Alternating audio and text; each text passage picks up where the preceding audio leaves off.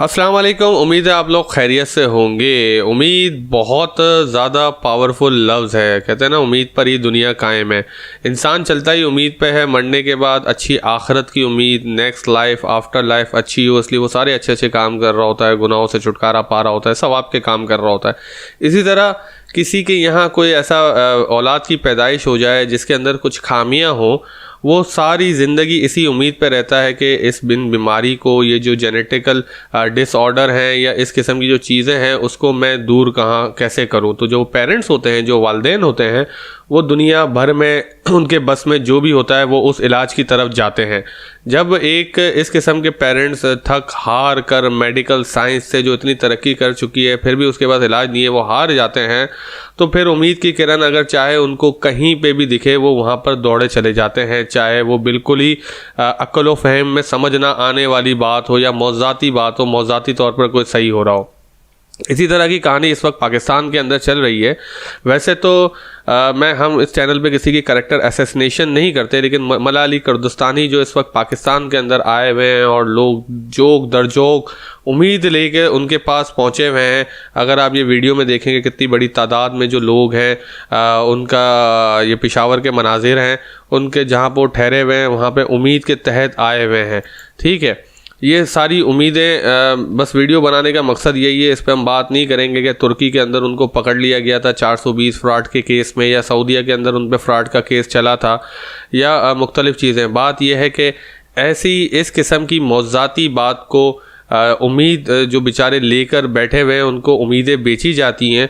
और ये जो चीज़ है लॉजिकल वे में सोचे बगैर हमारे गवर्नमेंट उनके जो ओहदेदार हैं वो भी मिल रहे हैं, टीवी चैनल पे भी मदऊ हैं, और ये सारे काम हो रहे हैं, और उम्मीद जो लोगों की है वो बढ़ती जा रही है। और मलाला अली कुर्दिस्तानी जो है वो अपना काम इस किस्म के करते जा रहे हैं। अब बात यह है कि मैंने भी उनकी वीडियो आज नहीं, मैं काफ़ी अरसे से उनकी वीडियोस देख रहा हूँ, और मैं हमेशा सोचता था कि यार इन वीडियोस पे कुछ ना कुछ रिस्पांस तो आता है। वो ज़्यादातर बहरे और गूंगे बच्चों का इलाज कर रहे होते हैं।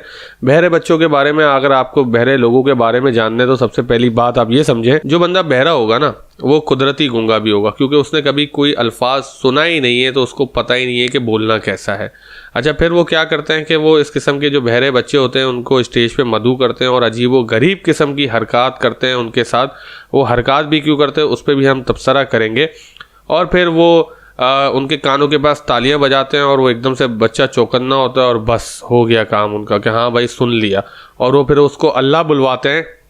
अल्लाह बुलवाने के बाद वो बस तालियां बजती हैं, पेरेंट्स खुश होते हैं, उनकी आंखों में खुशी के आंसू आ जाते हैं और वो निकल पड़ते हैं। अब इस पूरी जो चीज़ मैंने आपको बताई, पहले हम इसको एक बार देख लेते हैं कि ये होता कैसे है। अगर है मलाला अली कुर्दिस्तानी साहब जो हैं वो माँ हैं, माँ ने पहले उसके एयरबड्स निकाले जिससे वो थोड़ा बहुत सुन सकता है। एयरबड्स कह रहा हूँ मैं, जो मशीनें होती हैं सुनने वाली, वो निकाली, हेयरिंग एड्स, और वो अब उसके मुँह में हाथ डाला अजीब सा, और फिर बच्चे को पकड़ा, उल्टा किया। अब ये देखें, अजीब व गरीब किस्म की हरकत है ना, कान खींच रहे हैं, गर्दनें दबा रहे हैं। उसके बाद वो एक तरह की वो कर रहे हैं कि बिल्कुल नहीं सुनता, मारने का थोड़ा बहुत सुनता है। ठीक है, फिर भी उन्होंने ये चीज़ें की। ये ताली बजाई, फ़ौरन ताली बजाते ही बच्चे के पास आए। बच्चे ने बोला मैं दूसरे कान में मुझे कुछ सीटियाँ बज रही हैं। ठीक है, ये आए, बच्चे की हालत देखें, सोशल प्रेशर महसूस करें उसके ऊपर। मैं बोला भाई कुछ कान में अभी भी हो रही है, सीटियाँ बज रही होंगी बेसिकली उसके कान में जो हो रहा होगा। फिर दबाना शुरू किया, बच्चा रो रहा है, दर्द और तकलीफ से चिल्ला रहा है। यार इस चीज़ से मुझे छुटकारा मिले, इसको थोड़ा और ब्रेक डाउन करते हैं हम दोबारा। अब सुना, बच्चे ने बोला, फिर उस कान की तरफ इशारा किया कि नहीं भाई उसी कान में सीटियाँ बज रही हैं। अब बच्चे को पकड़ा, प्यार किया, हंस रहे हैं। ये जो हाथ चल रहे हैं ना, इस पर बड़ा गौर करिएगा, और फिर मैं आपको अपनी एक वीडियो बताता हूँ, उसको ज़रूर देखिएगा। ये पकड़ा उसी कान में जहाँ पे वो सीटियाँ बजा रही है, उसने बोला इस कान में आ रही है। बच्चा थोड़ा सा, ये बच्चे को ग्रैब कर लिया, वो सीन ख़त्म हो गया।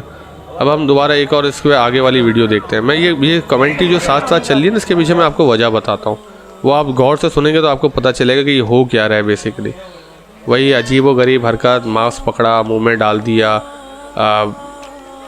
तिलावत कुरान पाक चल रही है, कुछ भी पढ़ रहे हैं। जो रुकैया जो हैं, जो माहिरीन हैं रूहानियत के, उनके मुताबिक ये पता नहीं तजवीज़ के बगैर ही पढ़ रहे होते हैं। सबसे पहले हम बात करते हैं नज़रबंद और हिप्नोटाइज वाली मेरी वीडियो में। उसमें मैंने आपको यही बताया है कि जब किसी को हिप्नोटाइज़ करना होता है तो उसके जहन को कंफ्यूज किया जाता है, उसके जहन को उस पोजीशन पे, उस स्टेट पे लाया जाता है जहाँ पे वो कुछ सोचने समझने के काबिल ना हो और वो सजेस्टिव हो जाए। मतलब आप उसको जो बोलेंगे वो आपकी हाँ में हाँ मिलाएगा, आपके कहे हुए काम भी करेगा। यही जो होती है हिप्नोटिज़म होता है, यही नज़रबंदी होती है। उस वीडियो को आप देखेंगे, इसके आपको तस्वीर नज़र आ गई होगी, मेरे चैनल में मौजूद है, आपको समझ आ जाएगा।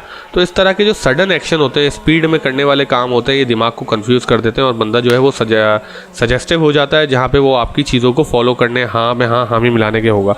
तो इनके जो एक्शन है, जिस तरह वो ग्रैब करते हैं, प्यार करते हैं, पकड़ते हैं, ये सारे के सारे उसी तरफ इशारा कर रहे हैं कि ये एक तरह की नज़रबंदी, एक तरह का सब्जेक्ट को, जो उनका सब्जेक्ट होता है उसको सजेस्टिव करने की तैयारी करते हैं। उसके बाद क्या करते हैं, उसके बाद वो कान के पास आके ताली बजाते हैं। 2001 की रिसर्च है, deaf people can feel music. अच्छा, 2001 में रिसर्च हुई थी कि वो आवाज़ भले ना सुन सकें लेकिन वो जो वाइब्रेशंस होती हैं वो चीज़ें वाइब्रेशन महसूस लाजमी तौर पर वो बंदे कर रहे होते हैं। मतलब वाइब्रेशंस अगर आप ये यूँ करके किसी के कान के पास ताली बजाएंगे ना, तो हवा, एक तो हवा निकलती है, वो हवा चेहरे पे महसूस होती है ज़ोर से, और ऊपर से एक वाइब्रेशन निकलती है जो उनके एयर ड्रम पे ज़रूर लगती होगी। वो चाहे सुनने के काबिल भी ना हो लेकिन उनको सनसनाहट महसूस होती होगी।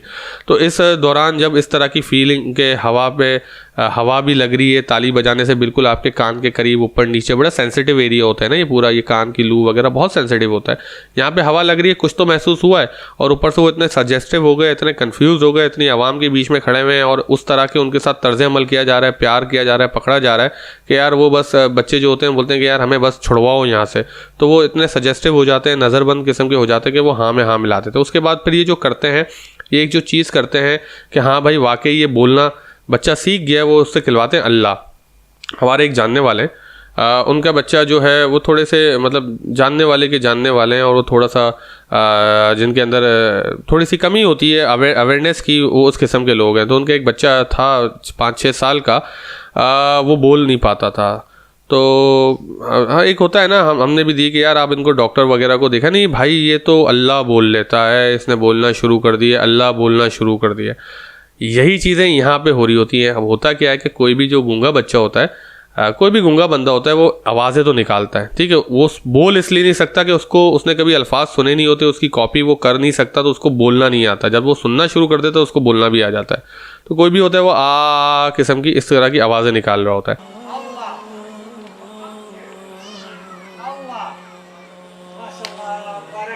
तो बेसिकली वो बताते हैं कि अल्लाह, ज़बान को खाली आप देखें ना, आप मुंह से साउंड निकालें आ, ज़बान ऊपर दांत पे लगा के नीचे डालें तो आपका अल्लाह खुद ही निकल जाता है। अल्हम्दुलिल्लाह, ये इतना प्यारा अल्फाज है जिसमें आपको इतनी मेहनत नहीं करती मुंह के अंदर, समझ रहे हैं ना आप। अल्लाह, ज़बान ऊपर नीचे करें, दांत पे लगाएं, वापसी नीचे लें, हो जाता है। तो वो विजुअली तौर पे दिखा रहे होते हैं और बच्चे वो कर रहे होते हैं क्योंकि सबसे आसान अल्फाज है। उसके बाद वही हड़ाहुड़ी मचा देते हैं और बोलते हैं सुन लिया।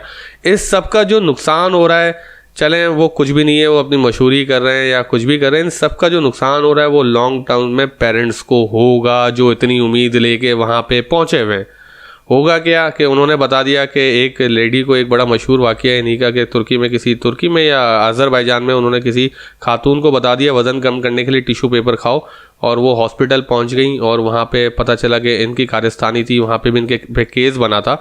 तो ये करते क्या है कि ये इसी किस्म के कुछ इलाज बताएंगे कि आप जैतून वाला शहद पिएं, जैतून और शहद मिला के पिएं, और इस किस्म का ख़ास शहद आपको करना है और आपका बच्चा सही हो जाएगा। जब ये पाकिस्तान छोड़ के चले जाएंगे और जो पेरेंट्स होंगे वो इनके इलाज पर इनके जो बताया हुआ इलाज होगा उस पर वो अमल कर रहे होंगे, तो कहीं पे वो कुछ, ज़ाहिर बात है कुछ तो होना तो है नहीं। मैंने आपको बता दिया कि शोबदेबाजी किस तरह काम कर रही है। तो होगा क्या कि वो अपने आप को ब्लेम करना शुरू कर देंगे, हमसे को कमी रह गई होगी।